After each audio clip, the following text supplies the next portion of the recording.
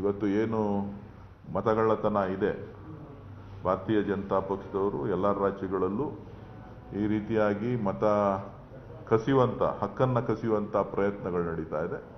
ಇದರ ವಿರುದ್ಧ ಕಾಂಗ್ರೆಸ್ ಪಕ್ಷ ಇಡೀ ರಾಷ್ಟ್ರದಾದ್ಯಂತ ಹೋರಾಟವನ್ನು ಪ್ರಾರಂಭ ಮಾಡಿದೆ. ಇವತ್ತು ಚುನಾವಣೆ ಏನು ಬಿಹಾರದಲ್ಲಿ ನಡೀತಾ ಇದೆ, ಅಲ್ಲಿ ನಡೀತಾ ಇರೋಂಥ ಈ ಒಂದು ಅಕ್ರಮ ಪಟ್ಟಿ ಮಾಡಿರ್ತಕ್ಕಂಥದ್ದು, ಅದರ ಬಗ್ಗೆ ಜನಜಾಗೃತಿಯನ್ನು ಮೂಡಿಸ್ತಕ್ಕಂಥ ಕೆಲಸವನ್ನು ಮಾನ್ಯ ರಾಹುಲ್ ಗಾಂಧಿ ಅವರು ಮಾಡ್ತಾರೆ. ಈ ಬಾರಿ ಚುನಾವಣೆಯಲ್ಲಿ ಕೂಡ ಅಕ್ರಮ ನಡೆಯುತ್ತೆ ಅನ್ನೋ ಅನುಮಾನಗಳಿದೆಯಾ ಸರ್?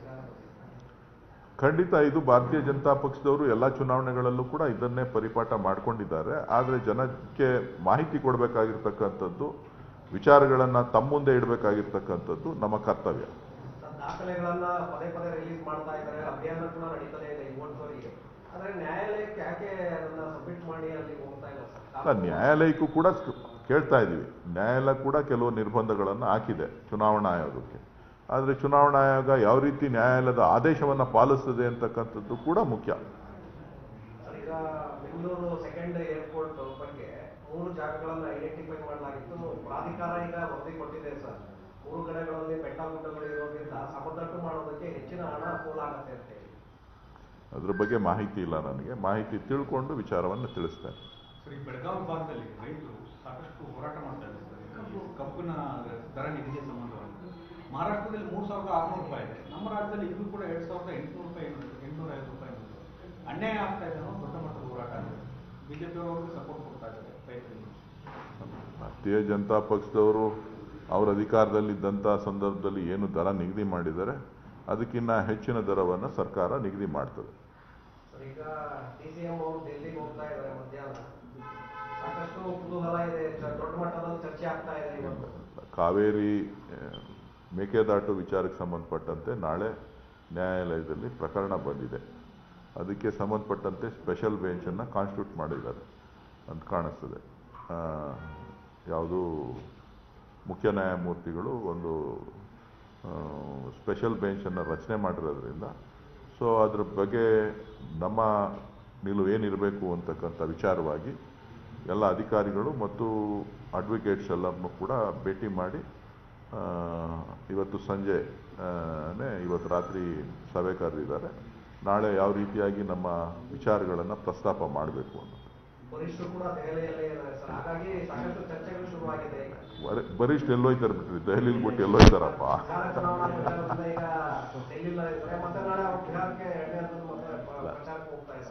ಚುನಾವಣೆ ಫಸ್ಟ್ ಫೇಸು ಸೆಕೆಂಡ್ ಫೇಸು ನಡೀತಾನೆ ಇದೆ. 10ನೇ ತಾರೀಕುವರೆಗೂ ಚುನಾವಣೆ ಇದೆ. ಫಸ್ಟ್ ಫೇಸ್ ಆಗಿದ ತಕ್ಷಣ ಏನಿಲ್ಲ, ಸೆಕೆಂಡ್ ಫೇಸು ಪಕ್ಕದಲ್ಲೇ ಇರ್ತದೆ, ಅದು ಕಂಟಿನ್ಯೂಷನ್ ಇದ್ದೇ ಇದೆ. ಆದರೆ ಇದು ಚುನಾವಣೆ ಏನಿದೆ ಆ ಚುನಾವಣೆ ಪ್ರಕ್ರಿಯೆಗಳಿಗೂ ಇದಕ್ಕೂ ಏನು ಸಂಬಂಧ ಇಲ್ಲ. ಜೊತೆಗೆ ವರಿಷ್ಠರನ್ನ ಮೊದಲಿಂದನೂ ಕೂಡ ಇವತ್ತಿನ ಪದ್ಧತಿ ಏನಲ್ಲ. ಡಿ ಕೆ ಶಿವಕುಮಾರ್ ಅವರು ಯಾವತ್ತೇ ದೆಹಲಿಗೆ ಹೋದರೂ ಕೂಡ ವರಿಷ್ಠರುಗಳು ಸಿಕ್ಕಿದ್ರೆ ಭೇಟಿ ಮಾಡ್ತಾರೆ, ಕಾಂಗ್ರೆಸ್ ಪಕ್ಷದ ಕಚೇರಿಗೆ ಹೋಗ್ತಾರೆ, ಮಾತಾಡ್ತಾರೆ, ಬರ್ತಾರೆ. ಸೊ ಇವತ್ತು ತುರ್ತಾಗಿ ಕೇಸ್ ಬಂದಿರೋದ್ರಿಂದ ನಾವು ನಮ್ಮ ನಿಲುವನ್ನು ಅದಕ್ಕೆ ಮೇಕೆದಾಟು ವಿಚಾರವಾಗಿ ಮೊನ್ನೆ ಕಾನ್ಸ್ಟಿಟ್ಯೂಟ್ ಮಾಡುವಂಥ ಸಂದರ್ಭದಲ್ಲಿ ತಮಿಳುನಾಡವರು ಅಬ್ಜೆಕ್ಷನ್ಸ್ ಮಾಡಿದ್ದಾರೆ, ಮಾಡಬಾರ್ದು ಅಂತ ಹೇಳ್ಬಿಟ್ಟು. ಸೊ ನಾವು ಕಾನ್ಸ್ಟಿಟ್ಯೂಟ್ ಮಾಡೋದ್ರಿಂದ ನಮಗೆ ಲಾಭ ಏನು ಯಾವ ರೀತಿ ನಾವು ನಮ್ಮ ನಿಲುವೇನಿರಬೇಕು ಅನ್ನೋದನ್ನು ನಾವು ಎಚ್ಚರಿಕೆಯ ನಡೆಯನ್ನು ಇಡಬೇಕಾಗ್ತದೆ. ಸೊ ನಾಳೆ ದಿನ ಏನೋ ಹೆಚ್ಚು ಕಡಿಮೆ ಆಯಿತು ಅಂತ ಅಂದಾಗ ನಾಳೆ ನೀವು ಯಾಕೆ ಮಾಡಲಿಲ್ಲ ಅಂಥೇಳಿ ನೀವೇ ಪ್ರಶ್ನೆ ಮಾಡ್ತೀವಿ. ಇದು ರಾಜಕೀಯದ ಕೆಲಸ ಅಲ್ಲ, ಇದು ಸಾರ್ವಜನಿಕರ ಕೆಲಸ, ಕರ್ನಾಟಕದ ಹಿತವನ್ನು ಕಾಪಾಡುವಂಥ ಕೆಲಸ.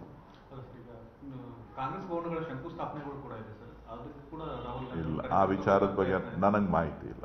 ಅದ್ರ ಬಗ್ಗೆ ಇದೆ, ಅವ್ರಿಗೆ ಆಲ್ರೆಡಿ ಇನ್ಫಾರ್ಮ್ ಮಾಡಿದ್ದಾರೆ. ಅವ್ರು ಸಮಯ ಕೊಟ್ಟಾಗ ಖಂಡಿತ 100 ಭವನಗಳನ್ನು ಮಾಡ್ತೇವೆ ಅಂತೇಳಿ ಬೆಳಗಾವಿನಲ್ಲೇ ಘೋಷಣೆ ಮಾಡಿದರು. ಅದು ಕಾರ್ಯ ಮುಂದುವರಿತಾ ಇದೆ. AICC ಅಧ್ಯಕ್ಷರು ಮತ್ತು ರಾಹುಲ್ ಗಾಂಧಿ ಅವರಿಬ್ಬರನ್ನೂ ಕೂಡ ಕರೆದು ಮಾಡಬೇಕು, ಒಂದು ಸ್ಥಳದಲ್ಲೇ ಅದ್ರ ಕಾರ್ಯ ಮಾಡಬೇಕು ಅನ್ನೋಂಥ ಕಾರ್ಯಕ್ರಮವನ್ನು ಇಟ್ಕೊಂಡಿದ್ದಾರೆ, ಆಲೋಚನೆಯನ್ನು ಇಟ್ಕೊಂಡಿದ್ದಾರೆ. ರಾಜ್ಯ ನಾಯಕರು ದೆಹಲಿ ಕಡೆ ಸದ್ಯಕ್ಕೆ ಬರಬೇಡಿ, ಎಲೆಕ್ಷನ್ ಆಗೋವರೆಗೆ ಅಂತ ಹೇಳಿ ಸೂಚನೆ ನಿಮಗೂ ಏನಾದ್ರು ಬಂದಿದೆಯಾ? ನಾನು ಅಷ್ಟು ದೊಡ್ಡದ ನಾಯಕ ಅಲ್ಲ, ನಾನು ಯಾವಾಗ ಬೇಕೋ ಹೋಗ್ತಾ ಇರ್ತೀನಿ, ಬರ್ತಾ ಇರ್ತೀನಿ.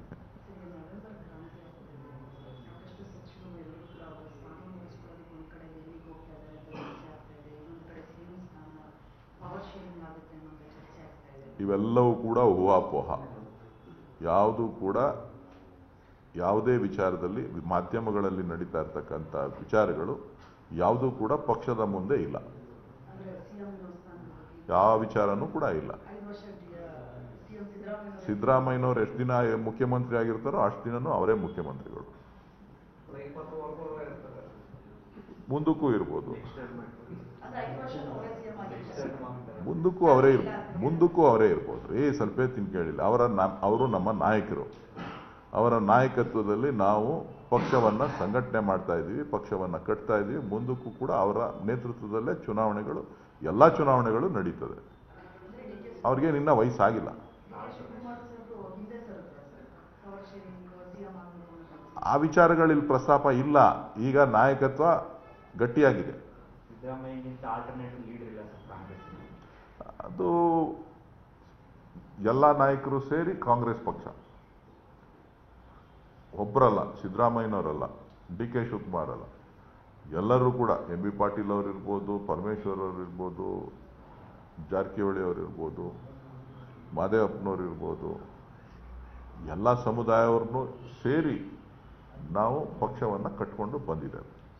ಸರ್ಕಾರ ಬರೋದಕ್ಕೆ ಇಬ್ಬರು ಕೂಡ ಕಾರಣ. ಹಾಗಾಗಿ ಈಗ ಅವ್ರಿಗೆ ಅವಕಾಶ ಕೊಡಬೇಕು ಅಂತ ಹೇಳಿ ಕಾರ್ಯಕರ್ತರು ಸಾರ್ವಜನಿಕವಾಗಿ ಮಾಧ್ಯಮಗಳಲ್ಲಿ ಸಾಕಷ್ಟು ಚರ್ಚೆಗಳಾಗ್ತದೆ. ಆದರೆ ಪಕ್ಷ ಏನು ತೀರ್ಮಾನ ಮಾಡ್ತದೋ ಅದಕ್ಕೆ ಎಲ್ಲರೂ ಕೂಡ ಬದ್ಧರಾಗಿರ್ತಾರೆ.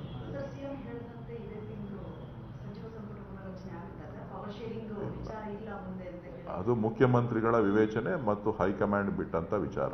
ಮಂತ್ರಿಮಂಡಲ ಪುನರ್ರಚನೆ.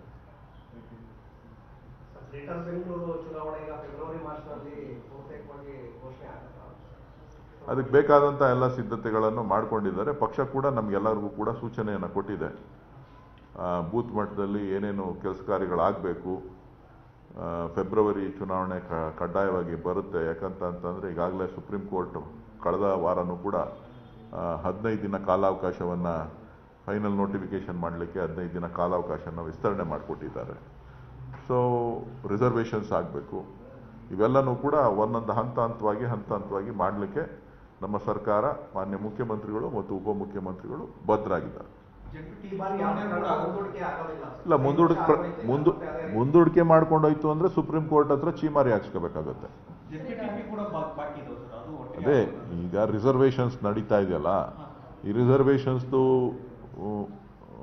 ಏನಾಗುತ್ತೆ, 50% ರಿಸರ್ವೇಷನ್ಸನ್ನು ನಾವು OBC, ಬ್ಯಾಕ್ವರ್ಡು ಇವರಿಗೆಲ್ಲ ಕೊಡಬೇಕು ಅಂತ ಅಂದಾಗ ನಮಗೆ ಅಥೆಂಟಿಕೇಶನ್ ಬೇಕು. ಸೊ ಅದು ಸುಪ್ರೀಂ ಕೋರ್ಟಲ್ಲಿ ಒಂದು ಆರ್ಡರ್ಸ್ ಪಾಸ್ ಆಗಿತ್ತು ಈ ರಿಸರ್ವೇಷನ್ಸ್ ವಿಚಾರವಾಗಿ. ನೀವು ಯಾವ ಮಾನದಂಡ ಇಟ್ಕೊಂಡು 50% ರಿಸರ್ವೇಷನ್ಸನ್ನು ಮಾಡ್ತೀರಿ ಅಂತೇಳಿ ಅದು ಫೈನಲ್ ಆಗಿದ್ದ ತಕ್ಷಣನೇ ಜಿಲ್ಲಾ ಪಂಚಾಯತಿ, ತಾಲೂಕ್ ಪಂಚಾಯತಿ ಚುನಾವಣೆ ಕೂಡ ಎದುರಿಸ್ಬೇಕಾಗುತ್ತೆ ನಾವು. ಇಲ್ಲ ಅಂತ ಅಂದರೆ ಏನಾಗುತ್ತೆ ಅಂತಂದರೆ SC ST ಪಾಪ್ಯುಲೇಷನ್ಸ್ ನಮ್ಮ ಹತ್ರ ಇದೆ. ಬೇರೆ ಪಾಪ್ಯುಲೇಷನ್ನು ಯಾವುದೇ ಇದು ಇಲ್ಲ. ಕಾಂತರಾಜ್ ವರದಿನ ಅಕ್ಸೆಪ್ಟ್ ಮಾಡಿ ಮತ್ತೆ ಅದನ್ನು ರದ್ದು ಮಾಡಿರೋದ್ರಿಂದ ಈಗ ನಮ್ಮ ರಿಸರ್ವೇಷನ್ಸು ಎಷ್ಟು 50% ಮೀರಿದಂತೆ ನೋಡ್ಕೋಬೇಕು. ಯಾರ್ಯಾರಿಗೆ ಎಷ್ಟೆಷ್ಟು ರಿಸರ್ವೇಷನ್ಸ್ ಕೊಡಬೇಕು ಅನ್ನೋದು ಈ ಚುನಾವಣೆಗಳಲ್ಲಿ ಮಾಡಬೇಕಾಗಿದೆ. ಸೊ ಆ ಒಂದು ನಿಟ್ಟಿನಲ್ಲಿ ಅದೆಲ್ಲ ಆಗಿದ ತಕ್ಷಣವೇ ಚುನಾವಣೆ, ಜಿಲ್ಲಾ ಪಂಚಾಯತಿ, ತಾಲೂಕ್ ಪಂಚಾಯತಿ, ಗ್ರಾಮ ಪಂಚಾಯತಿಗಳು ಕೂಡ ಎಲ್ಲ ಮುಕ್ತಾಯ ಆಗ್ತಾ ಇದೆ. ಕೆಲವು ಕಡೆ ಪುರಸಭೆ, ನಗರಸಭೆಗಳ ಚುನಾವಣೆಗಳು ಕೂಡ ಇದೆ. ಎಲ್ಲ ಚುನಾವಣೆಗಳು ಕೂಡ ಬಹುತೇಕ ಇನ್ನೊಂದು 6-7 ತಿಂಗಳೊಳಗಡೆ ಎಲ್ಲ ಚುನಾವಣೆಗಳು ಕೂಡ ಸ್ಥಳೀಯ ಸಂಸ್ಥೆ ಚುನಾವಣೆಗಳು, ವಿಶೇಷವಾಗಿ ಕಾಂಗ್ರೆಸ್ ಪಕ್ಷ ಸ್ಥಳೀಯ ಸಂಸ್ಥೆ ಚುನಾವಣೆಗಳನ್ನು ಮಾಡಲಿಕ್ಕೆ ಬದ್ಧವಾಗಿದೆ. ನಿರ್ಭೀತ, ನಿಷ್ಪಕ್ಷಪಾತ, ವಿಶ್ವಾಸಾರ್ಹ ಸುದ್ದಿಗಳಿಗೆ ಮತ್ತೊಂದು ಹೆಸರಾಗಿರುವಂತ News18 ಕನ್ನಡ ಈಗ ಆಪ್ನಲ್ಲೂ ಲಭ್ಯವಿದೆ. ದಯವಿಟ್ಟು ಇಲ್ಲಿರುವಂತ QR ಕೋಡ್ ಸ್ಕ್ಯಾನ್ ಮಾಡಿಕೊಂಡು ಆಪ್ ಡೌನ್ಲೋಡ್ ಮಾಡೋದಕ್ಕೆ ಮರಿಬೇಡಿ. ನಿಮ್ಮ ಬೆಂಬಲ ಹೀಗೆ ಸದಾ ನಮ್ಮೊಂದಿಗಿರಲಿ. ಧನ್ಯವಾದ.